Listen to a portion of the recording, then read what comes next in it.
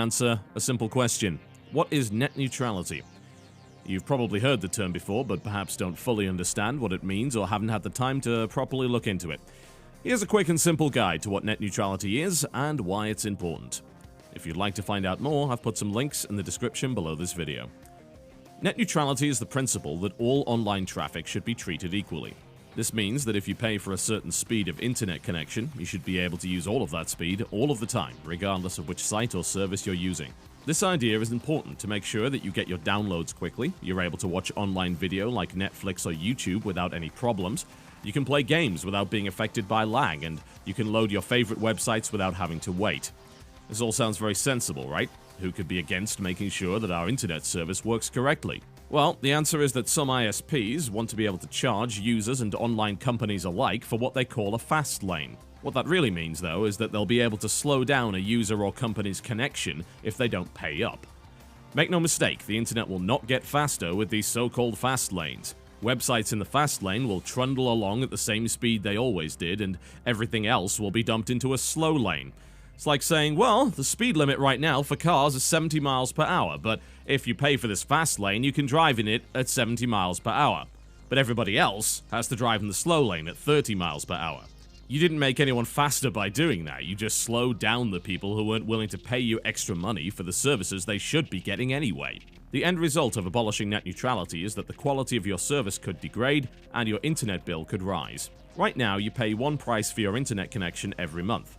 But if huge companies like Time Warner and Comcast had their way, they would have the ability to charge you extra every month to watch Netflix or use Facebook, on top of many already trying to impose bandwidth caps on how much data you can download every month. This would be like a water company charging you extra because you decided to use your water for coffee instead of the laundry. The water company doesn't have any right to dictate what you use your water for, they can only charge you for the water itself. An electricity company doesn't charge you for premium electricity for your television. They can just charge you for the electricity that you use, not what it's used for. Some internet service providers want to be able to dictate what you can and can't use, and worse still, they have a vested interest in doing so. Companies like Comcast and Time Warner also sell television services, and television viewership has been declining year on year due to competition from services like Netflix and Amazon Instant Video. These internet service providers have a vested interest in slowing down their competition. If they succeed in abolishing net neutrality, they will be given power over the internet itself and gain the position of kingmaker. They get to decide what you watch, they get to decide which companies succeed, and all the while perpetrating a massive conflict of interest by also providing their own content. In the worst-case scenario, a site could be slowed down so much that it would prevent users from even accessing it, effectively censoring the content. This is contrary to freedom of speech and the ideal of a free and open internet that encourages technological innovation, a strong economy, and healthy competition. That's what net neutrality is, and that's why it's important.